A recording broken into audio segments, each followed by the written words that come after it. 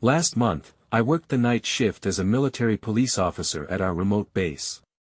It was quiet, too quiet, surrounded by thick woods. Old buildings from past conflicts creaked in the wind. I was still adjusting to this life after active combat. Some nights, I felt like I was the only one awake. On my second shift, I sat in the security office. The hum of machines filled the room. I stared at the monitor, but all it showed was darkness. My eyes grew heavy. Just as I started to drift off, I heard a low murmur in my earpiece. I straightened up. Was it just static? I rubbed my eyes. The voices were clearer now, muffled but real. I shook my head, convincing myself it was just fatigue. The whispers grew louder on each shift. They burrowed into my mind. I felt eyes on me, watching. My heart raced. I couldn't sit still. I walked the barracks, checking every corner. The lights flickered and I blamed it on old wiring. But something felt off. One night, I found strange messages on the walls of the common area. "They see you," one said. "Leave now." My pulse quickened. I looked around, feeling like someone was hiding, just out of sight. Was it a prank? Or something worse? My skin crawled, and I felt the air thicken around me. Shadows danced just outside the flickering light. I squinted. It was probably my imagination, a trick of the mind. I told myself to relax, but the feeling wouldn't go away. I didn't want to be there anymore. Then came that night when everything changed. Around midnight, I turned off the monitor. The silence wrapped around me like a heavy blanket. I poured a cup of coffee and paced the room. My footsteps echoed. Suddenly, I froze. I heard a voice, not through the earpiece, but right behind me. "David." I jerked around but saw nothing. My breath quickened. I felt a cold knot in my stomach. I turned back, heart pounding, and there it was. A figure in the shadows. It stood still, just watching. I wanted to scream, but I couldn't find my voice. The figure barely moved. I wanted to run, but my legs wouldn't budge. It was dark, but I could feel it something horrible. I stared, terrified, trying to make sense of what I saw. Then, as if it was never there, it vanished. That I staggered back. My heart raced even faster. I couldn't breathe. Where had it gone? The voice echoed in my mind, soft and haunting. "Can you leave, David?" I turned on every light. I needed to see. But every shadow felt like it held something I didn't want to know about. I didn't know what watched me in the darkness, but every night since, I hear its whisper. Always close, always watching.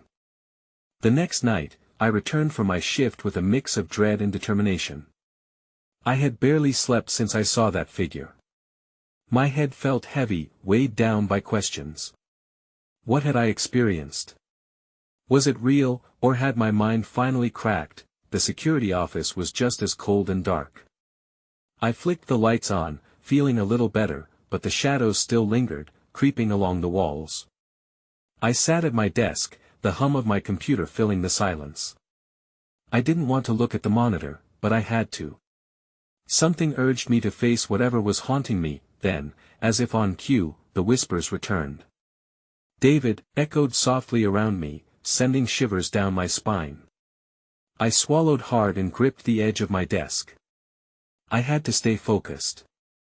I wasn't going to let fear control me. After a few minutes of fighting to shake off the growing panic, I decided to go on patrol.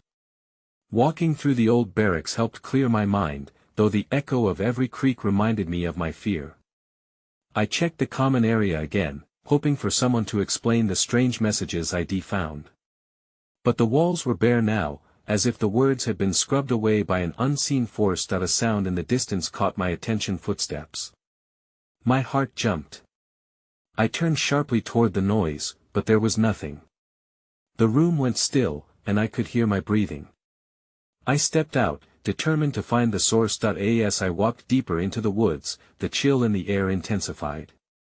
The branches rustled like whispers, urging me to leave, to turn back. I ignored them. I couldn't let fear win. I walked further until I reached an old clearing. The moonlight broke through the trees, and I felt strangely calm, as if something was waiting for me. That's when I noticed a shape on the ground. I moved closer, heart racing. It looked like a piece of fabric, torn and dirted. I bent down to pick it up. As I turned it over, I froze. It was a military uniform. But it wasn't just any uniform. I recognized the insignia. It belonged to someone I knew from active duty. I looked around, suddenly feeling vulnerable. This can't be possible, I thought. An icy fear gripped me. How did it get here? Where was the owner? I transformed from a soldier to a scared civilian in an instant. Then I heard it again, the voice. Closer this time. David, you need to leave. A cold wind swept through the clearing, whipping around me and carrying the voice away. I stumbled back, glancing over my shoulder. Something was coming. I could feel it. Fear pressed down on me. I bolted back toward the base, the darkness closing in behind me. What really watched me in the night? As I reached the safety of the barracks, something sharp and instinctual told me it was just the beginning. As the door to the barracks slammed shut behind me, I leaned against it, panting like I had run a marathon. My hands trembled, and I could still hear that voice in my mind. It felt so real. I needed a plan. I couldn't shake the feeling that I wasn't alone. Not really. I took a deep breath and looked around the room. The shadows felt thicker now. I pulled myself up from the brink of panic and headed toward the office, determined to check the surveillance footage. If there was any proof of what I had experienced, maybe it would help make sense of it all. The monitor flickered to life, and I scanned through the recordings. Each frame felt like a heartbeat, my pulse quickening with every second that passed. I focused, waiting for anything out of the ordinary. I watched as various moments played out, soldiers coming and going, the usual dorm antics, but nothing that hinted at the horrors I had just encountered. Frustrated, I leaned back in my chair, running a hand through my hair. Part of me wanted to believe it was just my imagination. The fatigue was messing with my mind. Yet another part of me knew better. Deep down, I recognized the fabric had felt too real.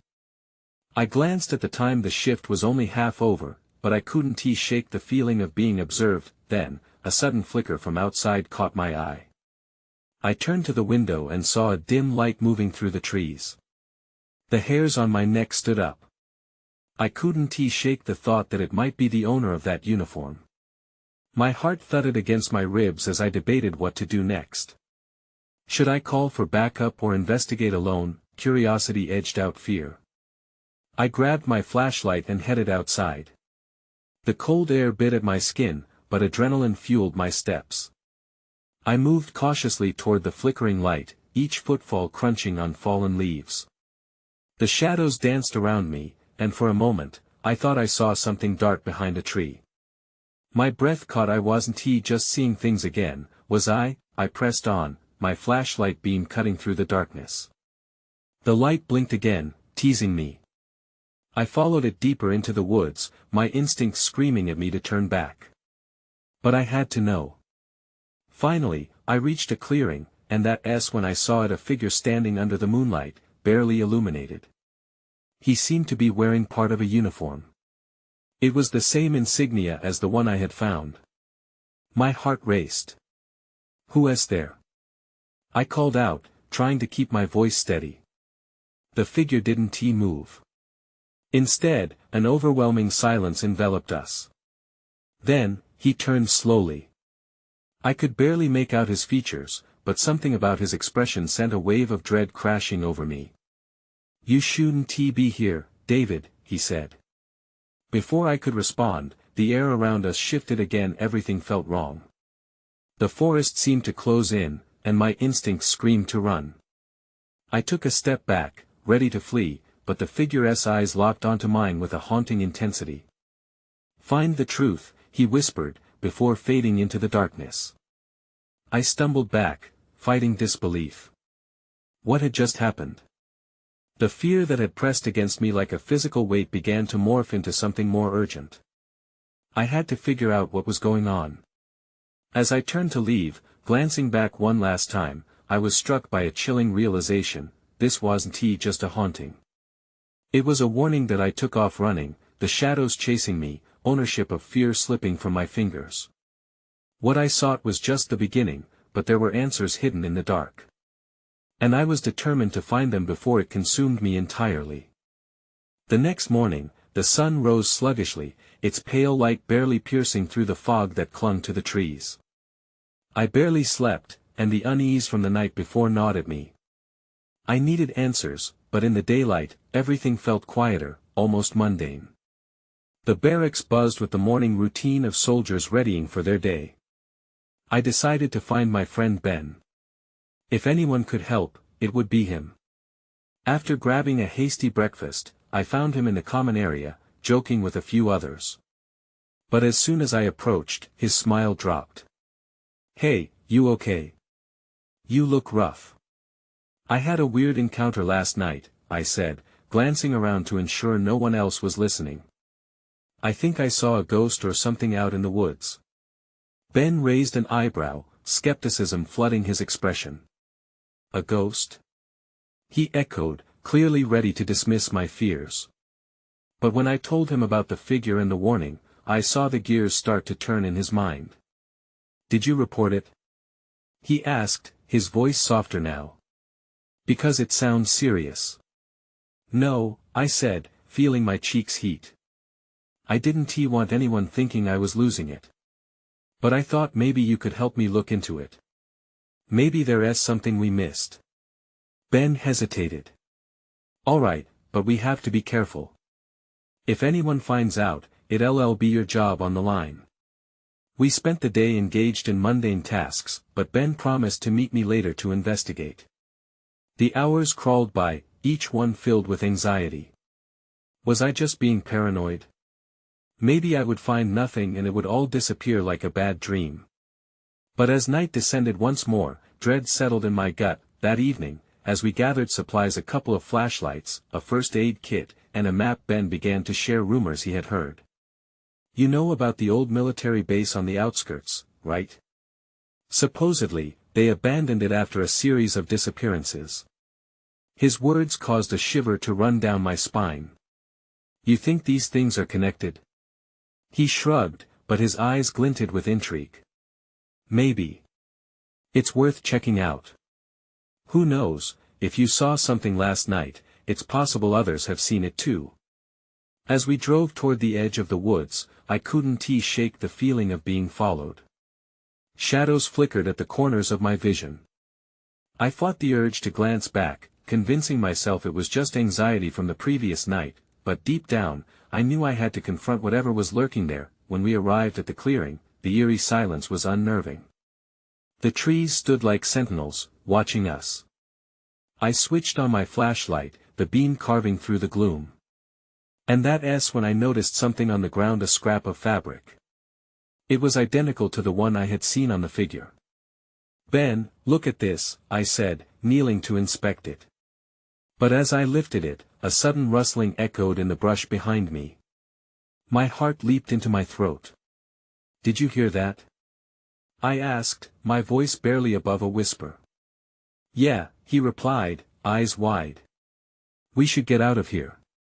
But before we could turn, a low growl emanated from the darkness, and my stomach dropped. Whatever had chased me last night had found us. The growl reverberated through the trees like a warning bell. It was primal, raw. Every instinct screamed at me to run, but my feet felt glued to the ground. I fumbled with the flashlight, my hands trembling. "Ben," I whispered. "What do we do?" Before he could answer, the brush parted, and out stepped a creature that didn't belong in this world. It was tall, far taller than any person, with limbs that elongated in unsettling angles. Its eyes glowed faintly in the dark, piercing through the fog like two ominous headlights. Fear took hold, and adrenaline surged through me. "Get back!" Ben shouted, suddenly moving to put himself between me and the figure. I felt a rush of gratitude mixed with dread. The creature stepped forward, its growl growing louder, pulling us closer to flight.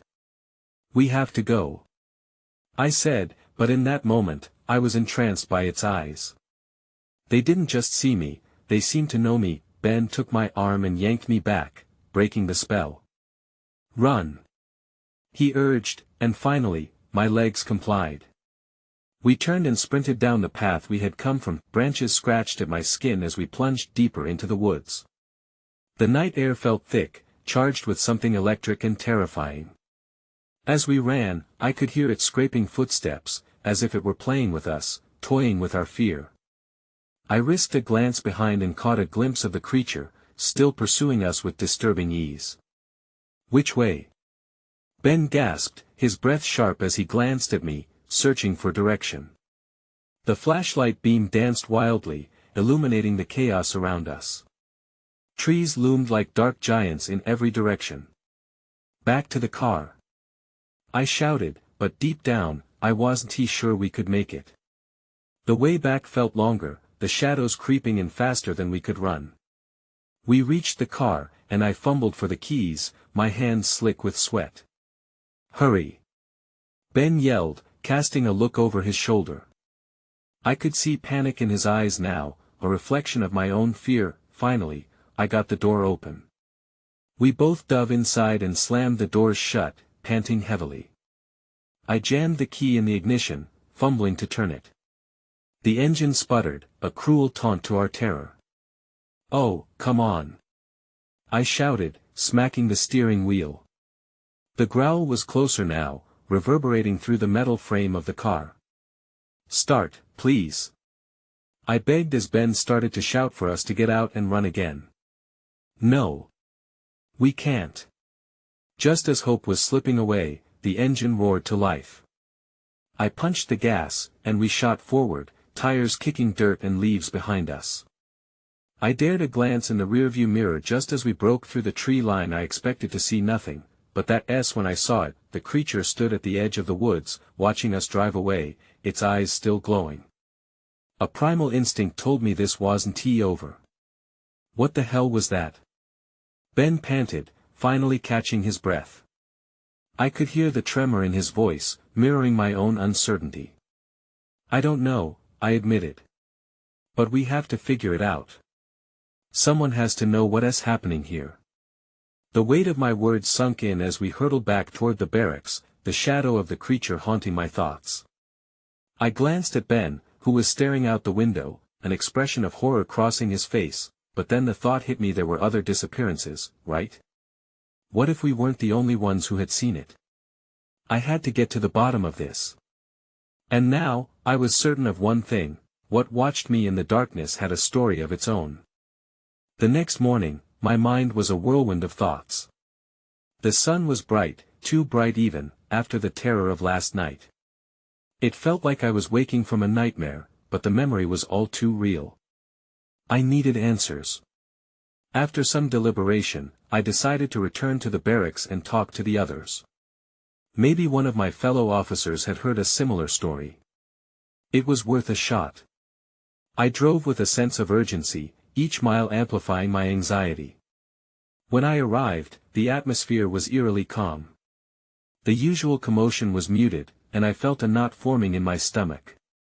I stepped inside, and the familiar scent of coffee and floor polish filled the air. Officers moved about their day, but none seemed to notice my distress. "Hey, Mike," I called, spotting a friend of mine at the coffee machine. He turned, his smile fading as he saw the concern etched on my face. "What's wrong?" he asked, his voice low. "Did you hear about the disappearances around here?" I asked, my heart racing. "Yeah, some officers have gone missing," he said, glancing around as if to make sure no one was within earshot. "Why do you ask?" I saw something in the woods last night," I confessed. I hesitated, unsure if I should share every detail, but I needed his support. "It was huge, Mike. Like, not human. It was watching us. And the growl terrifying." Mike's brow furrowed, and he leaned closer. "I've heard some things," he said quietly. "Some officers think it's an animal, but others they think it's something else. Something not of this world." "What do you mean?" I asked, leaning in as well. "Did you know there's a legend?" He continued, eyes darting as if he feared being overheard. "About a creature that lives in these woods. Some say it protects the forest. Others say it takes what it wants. Disappearances have happened for years." "You're not serious," I muttered, disbelief creeping in. "There's a woman, an old ranger at the park. She knows more about these woods than anyone. If you want to find out, you should talk to her," he urged. As he spoke, a sudden sound shattered the quiet, the loud bang of a door slamming. Everyone jumped, and the room went silent. My pulse quickened as I turned to see what had happened. A young officer walked in, his shirt drenched in sweat, panting like he had just run a marathon. "You guys won't believe what I just saw," he gasped. "What?" I demanded, feeling a surge of fear again. "I was patrolling the northern perimeter," he said, trying to catch his breath. "And I swear I saw something out there. A figure. It was watching me. Just like how you described." The room erupted in whispers, disbelief mixed with fear. The air felt electric, charged with growing tension.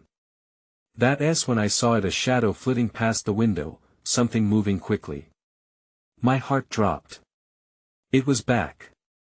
The creature was closer than I thought. Was it huge?" I asked, my voice barely above a whisper. The officer nodded slowly, eyes wide with dread. Every instinct urged me to leave the barracks. We all had to prepare. But what were we preparing for? The truth felt just out of reach, yet the growing sense of danger pressed on me. I turned to Mike, my mind racing with ideas and fears. "We have to find that ranger. Right now?" he asked, his voice steadying. "Yeah," I affirmed, suddenly resolute. "Tonight." Before he could respond, another loud crash echoed from down the hall. My blood ran cold. What was that? I muttered, dread clenching my stomach. We were running out of time, and something was closing in. The clamor of the crash reverberated through the barracks, freezing me in place. I exchanged a glance with Mike, whose expression mirrored mine, equal parts fear and curiosity. "Let's check it out," I whispered, my voice barely escaping my throat. As we moved toward the sound, the hallway felt longer than usual, filled with shadows. That we approached the door where the noise had come from. It was slightly ajar, the metal frame bent. I could feel my heart pounding as I peered inside, half expecting to see something monstrous lurking in the corner. Inside, the room was dark, lit only by the flickering fluorescent light overhead. Papers were strewn everywhere, and the desk had been overturned. I stepped cautiously in, trying to make sense of the chaos. Mike followed, his own nerves evident. "Whoever was in here definitely wasn't just looking for a snack," Mike muttered, picking up a piece of paper. "Look at this." He handed it to me. It was a report detailing all the missing officers, names and dates scrawled all over it. Next to some names were handwritten notes that read simply, "Last seen near the forest." I felt a chill crawl up my spine. "Do you think this was already being investigated?" I asked, glancing around, feeling exposed. "They might have been onto something. We need to take this to the higher-ups," Mike replied. But just as he finished his sentence, the overhead light flickered violently, casting eerie shadows. Then it went out completely. "Mike?" I called out, trying to keep my voice steady. The darkness swallowed everything. "I'm here," he replied, his voice strained. I could hear him fumbling for his flashlight. The beam cut through the blackness, illuminating the room. Shadows danced across the walls, and in the far corner, something moved. I stiffened. "Did you see that?" I half whispered. Mike aimed the light toward the corner, revealing only a coat rack. "It's just the jacket," he said, but his voice held uncertainty. Then, the sound came, a low growl emanating from just outside the door. It dragged out like a warning. I exchanged horrified looks with Mike. "What do we do?" I asked, needing a plan. "Barry," he said, an edge of panic creeping in. "Get ready to move. We need to," but before he could finish his sentence, a massive shadow loomed at the doorway, backlit by the emergency lights in the hallway. My blood ran cold as the figure stepped closer, its features distorted but unmistakably beast-like. I felt paralyzed, fear gripping me as my instincts screamed to run. Just then, the growl deepened. The creature, whatever it was directly in front of us. "Back, back!" I shouted, pulling Mike with me. We stumbled over the wreckage, adrenaline fueling our flight as the creature moved forward, its breath heavy in the air. "Get to the truck!" I yelled, scrabbling back toward the door. As we fled, I couldn't shake the feeling that every second we wasted brought us closer to a fate worse than just disappearing. With every step, the growl faded, but the weight of what we had just encountered hung over us that we burst into the cool night air, hearts pounding, but my mind wouldn't stop racing. The Ranger. We had to find her. She might hold the key to what was happening. That's when I heard it again, a growl, but this time closer, echoing from the woods beyond. I turned, and as my heart sank, I saw a pair of glowing eyes watching us from the darkness. We hadn't escaped. Not yet. I felt every muscle in my body tense as the glowing eyes persisted in the shadows. They blinked slowly, almost lazily, as if toying with the idea of pursuing us. I grabbed Mike's arm, ready to bolt. "We can't just stand here," I hissed. "We need to move." Without waiting for a response, I turned toward the truck. My mind raced with the details from the report we found. The missing officers. The last known locations near the forest. It couldn't be a coincidence, and whatever was out there had to be connected. "Barry, wait!" Mike called, stumbling after me. I stopped, glancing back at him. "What?" His face was pale. "What if it's waiting for us to make a move? We need a plan." An icy gust of wind rushed past us, and I inhaled sharply. It felt wrong to just stand there, exposed. Yet Mike had a point. The growl had come from somewhere close, and it felt like we were in a trap. "Okay, let us think." I scanned my surroundings. The truck was parked a short distance away, surrounded by trees and darkness. If that creature was still watching, we needed a distraction. "What if we create noise over there?" I suggested, pointing to a pile of debris a few yards away. "We could throw something to a crack of a broken branch," stopped me short. It sounded like something heavy pushing through the underbrush. My heart raced as I forced myself to listen. "Barry," Mike whispered, his voice trembling. "What if it knows we're here?" Just then, I caught a glimpse of movement from the corner of my eye. The creature was no longer just watching, it was advancing. Sticking low to the ground, it moved with a predatory grace, muscles rippling beneath its mottled fur. My throat went dry. "We need to go. Now!" I yelled. It was instinct, survival kicking in, and I didn't wait for Mike to respond. I dashed towards the truck, adrenaline pulling me forward. I could hear Mike's hurried footsteps behind me, but I could also hear the sound of the creature heavy and fast. My fingers fumbled with the truck's door handle, my breath quickening as I managed to get it open. There wasn't time to think. I scrambled inside, praying Mike would follow. He jumped in just as a monstrous growl echoed behind us, sounding far too close for comfort. I slammed the door shut and locked it, my heart pounding in my ears. "Start it!" Mike shouted. I fumbled for the key in the ignition, my hands shaking. The engine roared to life, cutting through the tension. The moment felt surreal, but it was short-lived. As I put the truck in reverse, a deafening crash came from the back. I whipped around to see the creature slamming its massive body against the vehicle, its jaws snapping inches from my back window. Drive! Mike yelled again. I swung the wheel and shot forward, tires screeching against the gravel. As I sped away, my heart raced not just from fear but from a gnawing question: what had we just unleashed? In front of us, the forest loomed like a dark sea, and the only way out was through it. We could no longer ignore what was waiting within. And that's when I saw it. Glowing eyes, not just one pair, but several, lining the treetops. A pack was watching. We weren't just running from one creature.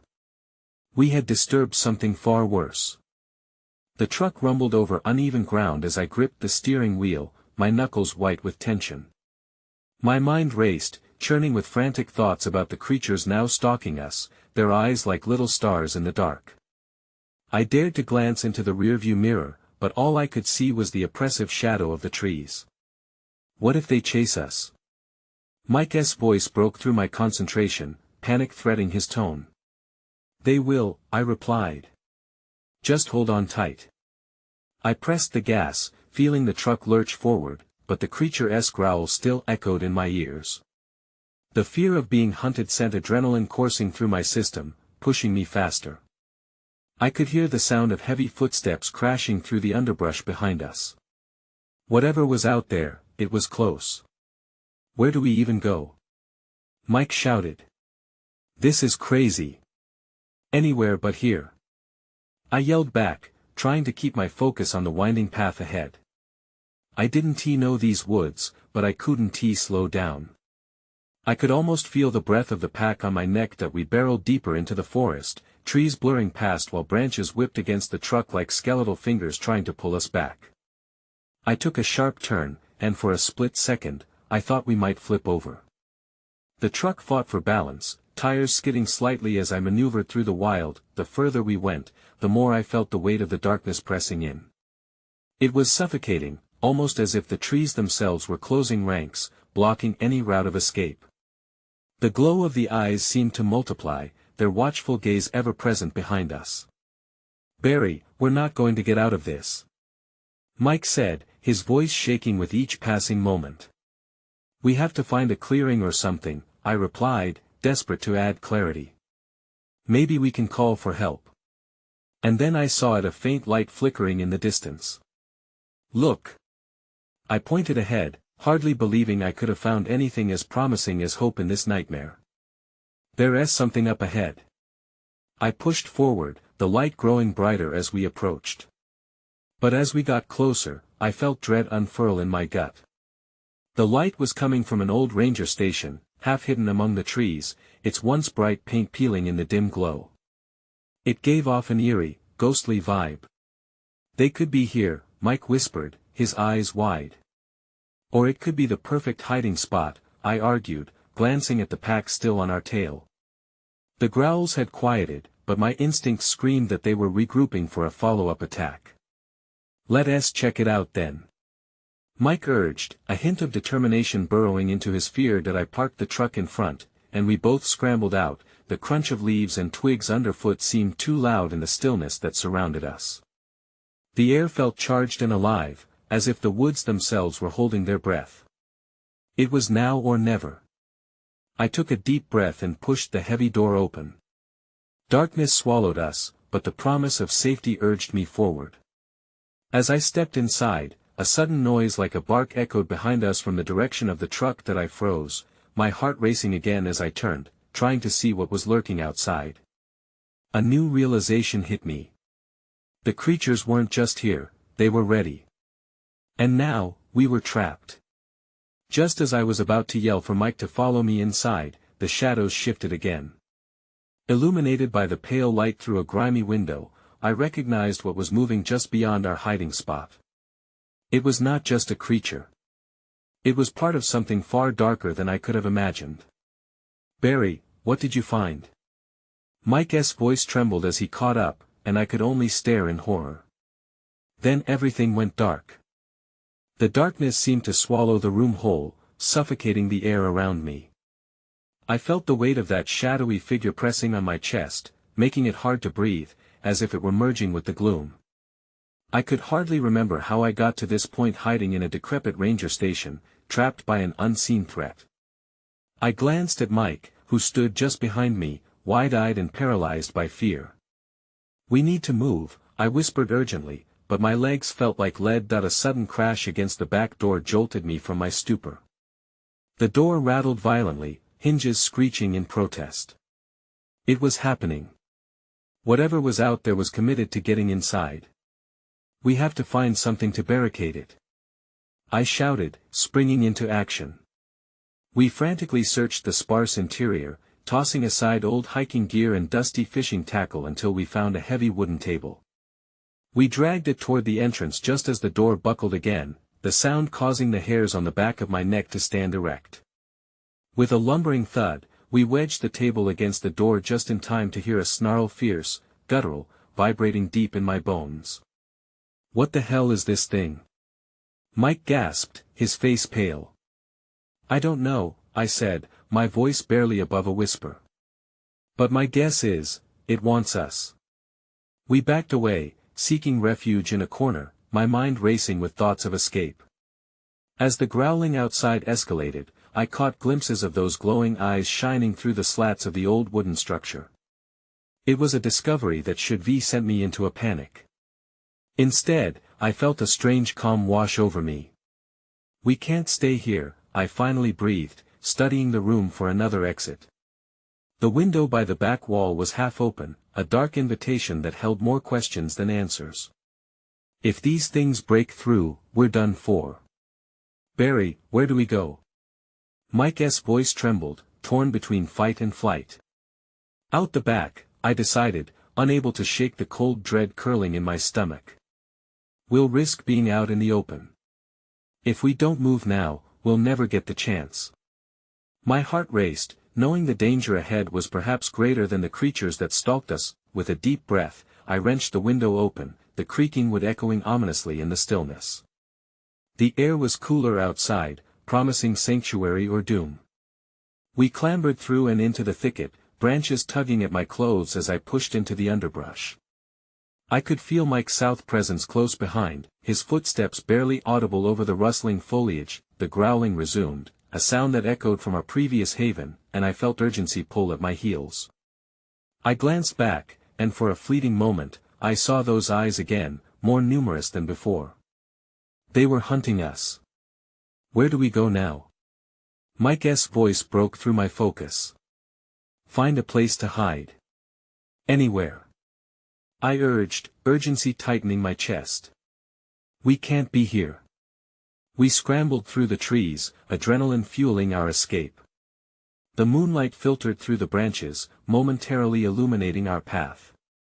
Each snapped twig beneath my feet felt like a countdown. There was no time to waste. In the distance, I glimpsed another clearing, reminiscent of where I had found that military uniform. Was it paranoia, or was my mind playing tricks on me? "Over there!" I shouted, dragging Mike's arm toward the flickering lights that felt almost ethereal in their glow. As we approached, we stumbled into another clearing. A small campsite lay before us, remnants of previous outdoor enthusiasts scattered about a fire pit, logs arranged in a haphazard circle, and an old tent standing sentinel against the night. The fire pit still held some charred remnants of wood, as if someone had hastily fled. "Here. Hide." I tugged Mike behind the tent, tense and waiting. The shadows danced around us, and the growls grew louder in the darkness, punctuated by the crashing of branches. They were closing in. "How is this happening?" Mike murmured, voice strained. "What are they?" I didn't know, and I couldn't afford to dwell on it now. I was still torn between the possibility of the supernatural and something more terrifying, something human wrapped in legend. Suddenly, the chaos stopped. The growling faded into an eerie stillness, a silence so palpable it felt like the woods themselves were holding their breath.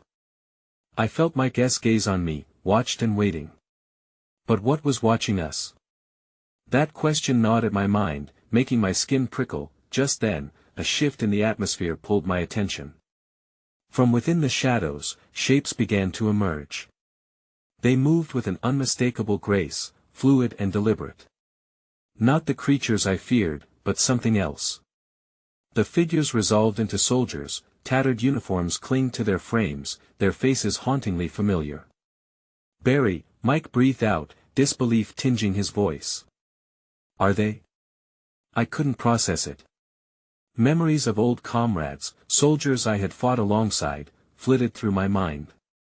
Each face bore a casual but dull blankness, as if reborn into something else. "No," I whispered, trembling. "What are you?" I tried to make sense of it, pulling back instinctually, but they were real. Then one stepped closer, the same insignia from the uniform I had found. "You shouldn't have come here," it said, voice eerily familiar, born of the past.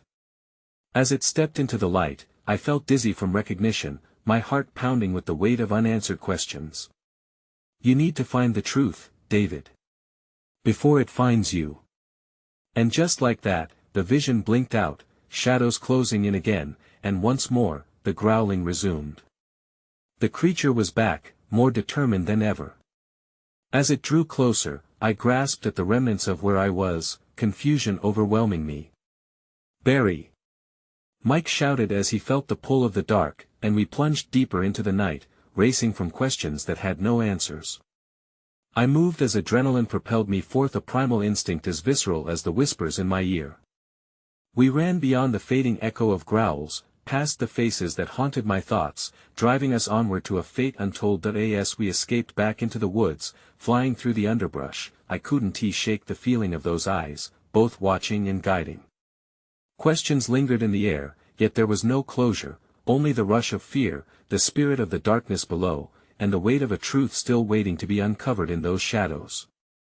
And deep down, I knew whatever lay ahead was only a little more terrifying than what I had left behind.